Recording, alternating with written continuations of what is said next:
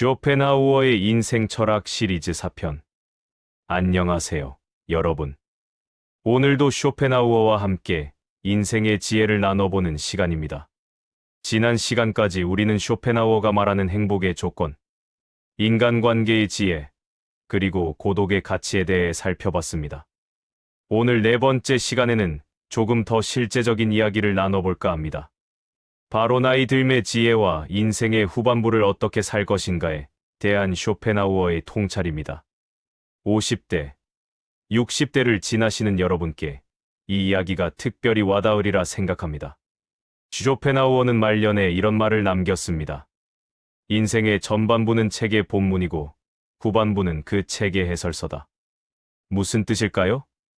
함께 풀어가 보겠습니다. 쇼펜하우어는 젊음과 노년을 아주 재미있게 비유했습니다. 젊은이는 세상을 그림으로 보고 노인은 세상을 개념으로 본다.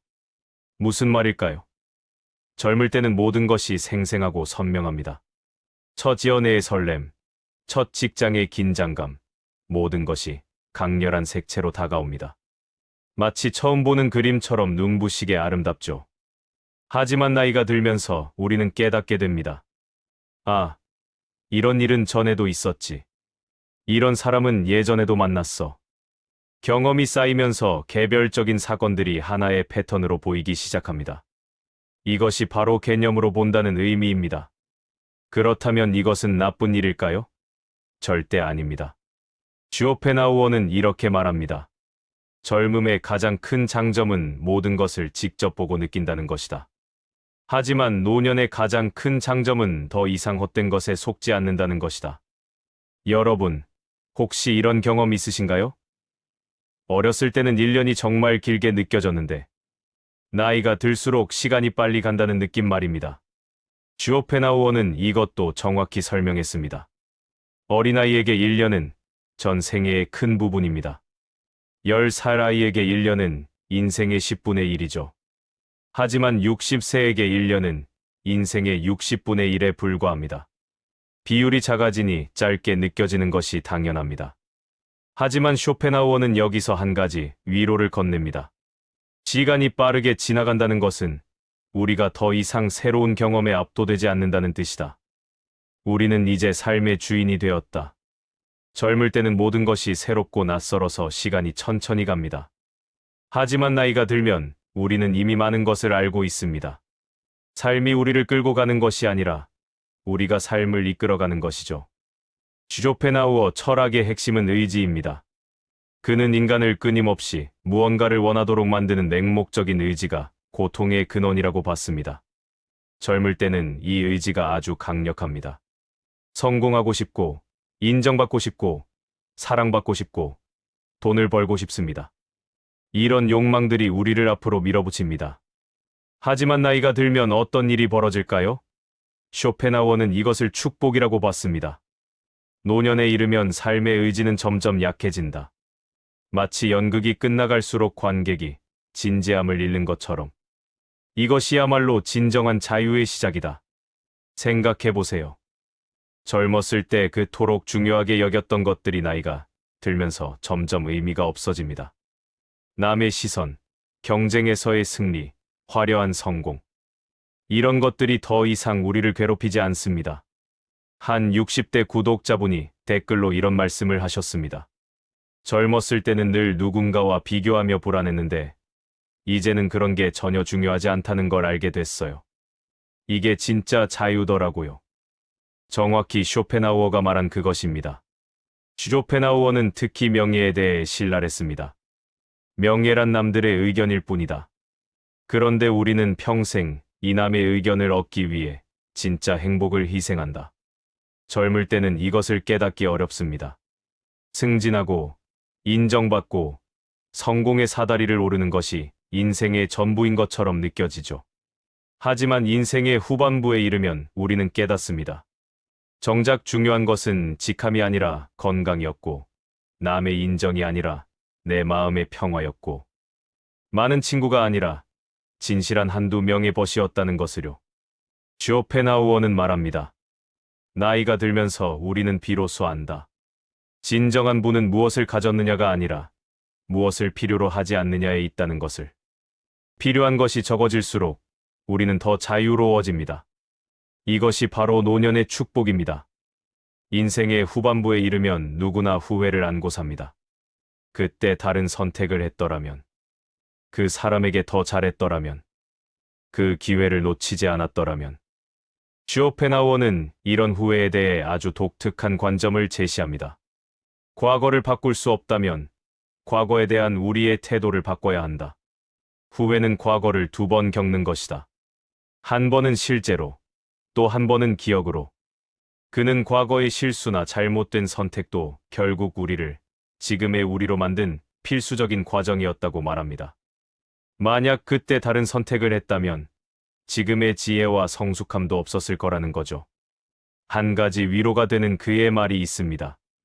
우리의 과거를 만든 것은 우리였지만 그 과거를 어떻게 기억할지는 지금의 우리가 결정한다. 과거의 사건 자체는 바꿀 수 없습니다. 하지만 그 사건이 우리에게 어떤 의미인지는 지금 다시 정의할 수 있습니다. 실패를 배움으로, 상처를 성장의 계기로 재해석할 수 있는 것이죠. 쇼펜하우어는 용서에 대해서도 현실적인 조언을 합니다. 용서는 상대를 위한 것이 아니다. 용서는 자신을 원한의 감옥에서 해방시키는 것이다. 나이가 들면서 우리는 깨닫습니다. 누군가를 원망하며 사는 것이 얼마나 나 자신을 갉아먹는지를요. 상대는 우리가 원망하는지도 모르거나 신경 쓰지 않는데 정작 고통받는 것은 원망하는 우리 자신입니다. 쇼펜하우어는 말합니다. 원한을 품는 것은 독을 마시고 상대가 죽기를 기다리는 것과 같다. 인생의 후반부는 이런 짐을 내려놓을 시간입니다. 부모님을 용서하고, 배우자를 용서하고, 친구를 용서하고, 무엇보다 자기 자신을 용서할 시간입니다. 나이가 들수록 피할 수 없는 주제가 있습니다. 바로 죽음입니다. 쇼펜하우어는 죽음에 대해 많은 이야기를 남겼습니다. 먼저 그는 죽음에 대한 공포를 이렇게 분석합니다.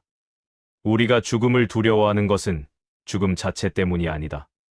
존재하지 않는다는 것에 대한 상상 때문이다. 잠깐 생각해 볼까요? 우리가 태어나기 전 수십억 년 동안 우리는 존재하지 않았습니다.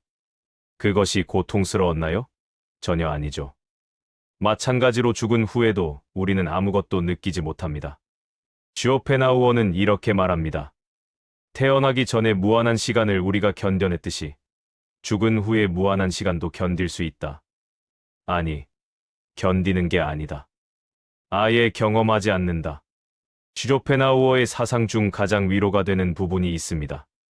개인은 사라지지만 삶의 의지 자체는 영원하다. 우리는 바다의 파도와 같다. 파도는 일어났다 사라지지만 바다 자체는 영원히 남는다. 무슨 뜻일까요?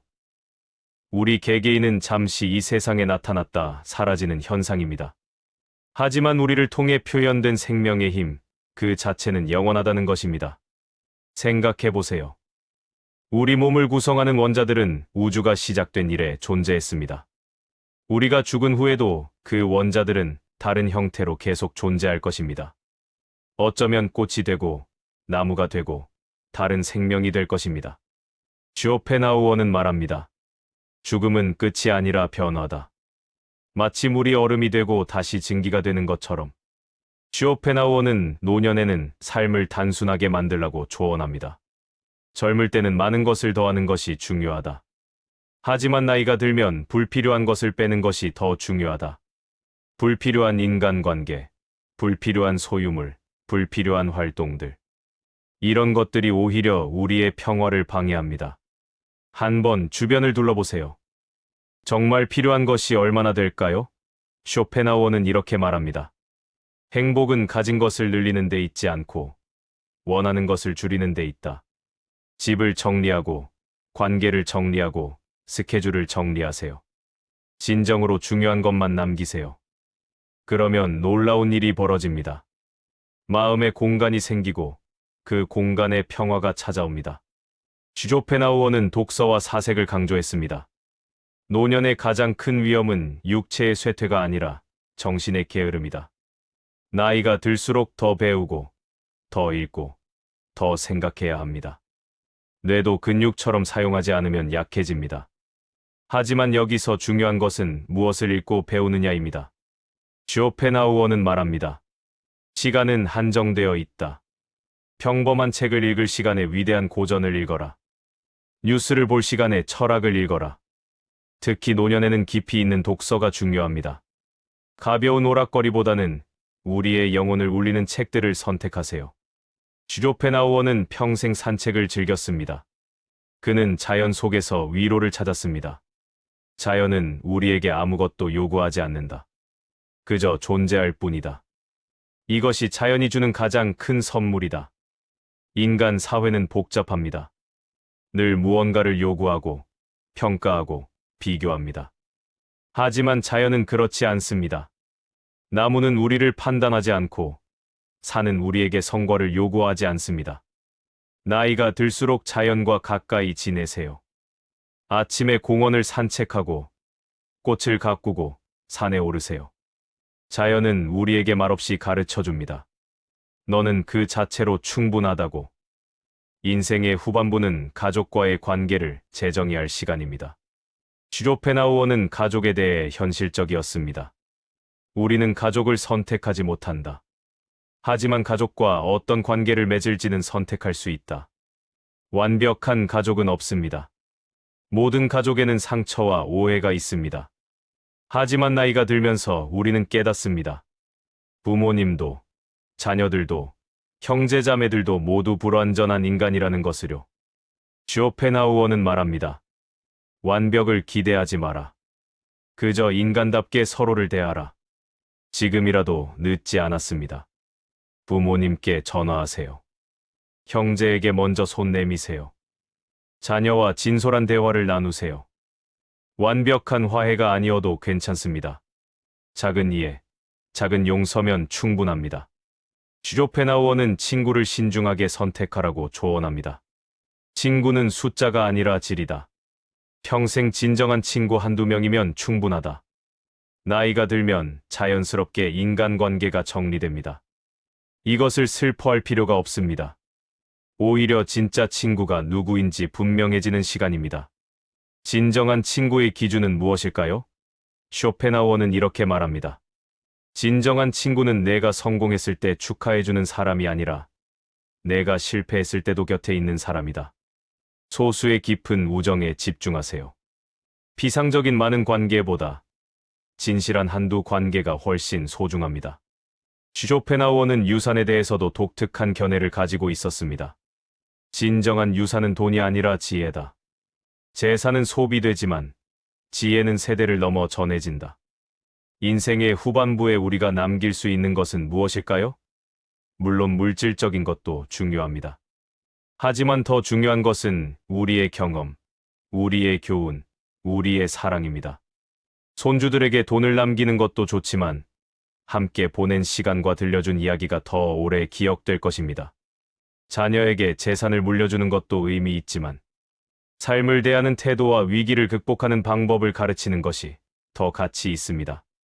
쇼펜하우어는 말년에 이런 글을 남겼습니다. 하루하루를 인생의 축소판으로 살아라. 매일 아침은 새로운 시작이고 매일 저녁은 작은 마무리다. 우리에게 남은 시간이 얼마나 될지 아무도 모릅니다.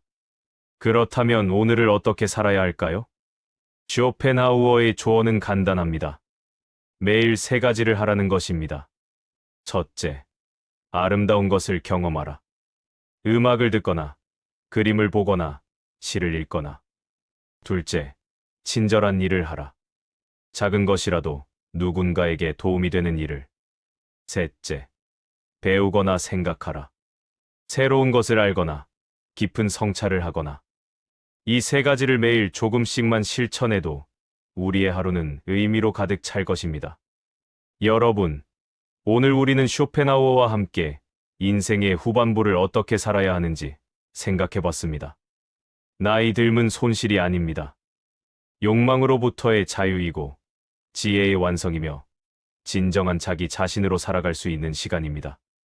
쇼펜하우어는 72세에 세상을 떠나면서 이런 말을 남겼다고 합니다. 나는 이제 간다. 하지만 내가 남긴 생각들은 계속 살아있을 것이다. 그것으로 충분하다. 우리도 마찬가지입니다. 언젠가는 모두 이 세상을 떠나야 합니다. 하지만 우리가 사랑한 사람들, 우리가 나눈 친절, 우리가 배운 지혜는 계속 살아있을 것입니다. 그것으로 충분합니다. 오늘도 영상 시청해주셔서 감사합니다. 다음 시간에는 쇼펜하우어의 예술론과 아름다움에 대한 철학을 다뤄보겠습니다. 구독과 좋아요, 알림 설정 부탁드리고요. 여러분의 소중한 댓글이 저에게 큰 힘이 됩니다. 건강하시고 평안한 하루 보내세요. 감사합니다.